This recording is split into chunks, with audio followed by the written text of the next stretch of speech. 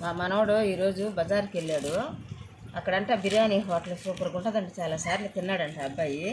ఒకసారి మా నాన్నకి తీసుకెళ్ళి పెట్టాలి అని చెప్పని తీసుకొచ్చి రోళ్ళు నన్ను నాయనమ్మ అనరు, నాని అంటారు. అటు మళ్ళీ మేము సాయిబులం అనుకున్నారు, కాదు మేము తెలుగు వాళ్ళము. ఆ అబ్బాయికి బిర్యానీ తీసుకెళ్ళి మా నాన్నకి పెడితే ఎంత బాగుంటుందో తినేసి వస్తుంది అని చెప్పి తీసుకొచ్చాడంట.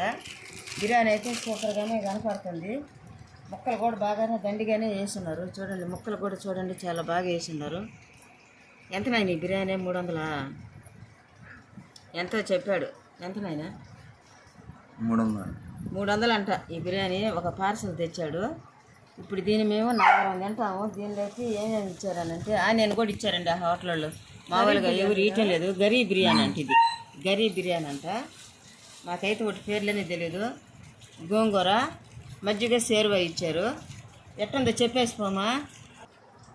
బాగుందిరా, గరీబ్ బిర్యానీ బాగుంది, టేస్ట్ బాగుంది. ఇదైతే ఇప్పుడు మేము 4 తింటాము. ఒక్క రంగు అయితే అంతా తినేయలేము. బాగుంది టేస్ట్. ముక్క కూడా జ్యూసీగా సాఫ్ట్గా ఎంత బాగా ఉడికిందో. బాగుంది, టేస్ట్ బాగుంది. అప్పుడు దీన్ని చెప్పు పట్టుకో. ఇదో మా మనవాడికే పెడుతుండ ఫస్ట్ ప్లేట్.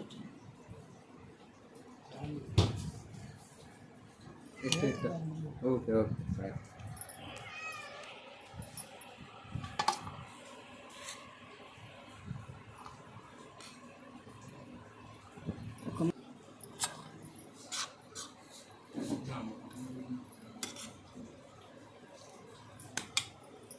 లేదంటుండ.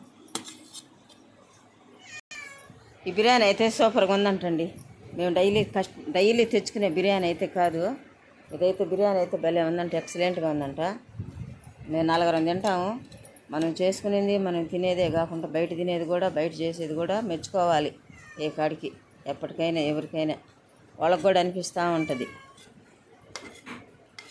మా తిన్నా వాళ్ళు బాగుందని చెప్తే ఎంత బాగుండో అని. నేను కూడా మళ్ళీ తొందరలోనే బిర్యానీ చేస్తాను. కానీ ఇప్పుడు కాదు, ఇంకా ఒక 4-5 రోజులు టైం ఉంది. నేను కూడా చేస్తాను.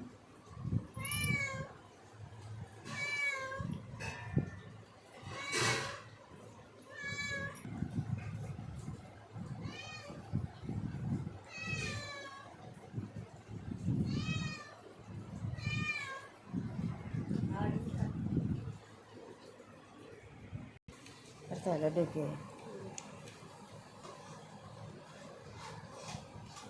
మా చిన్న పాపకు కూడా భలే ఇష్టం అండి పెరుగు అంటేను, బిర్యానీ అంటేను.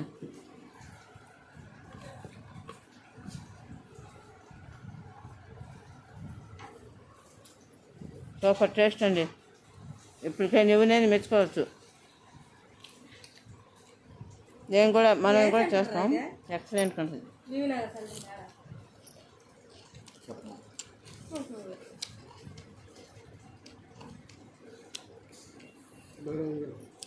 సూపర్గా ఉంది. ఆయిల్ లేదు, పొడిగా అన్నము, పులుకులుగా బాస్మతి రైసు. అన్నం పులుకులుగా ఉంది. బాస్మతి రైస్ బాగానే ఉంది. చెమ్మ కూడా అంటుకోలేదు. నూనె కూడా చాలా తక్కువ వేసినట్టున్నారు వాళ్ళు ఆయిల్. ఆయన కాలు చేస్తున్నావు, నువ్వు తినేది ఏడు తీసుకోవాలి. దాన్ని నీకు చెప్తా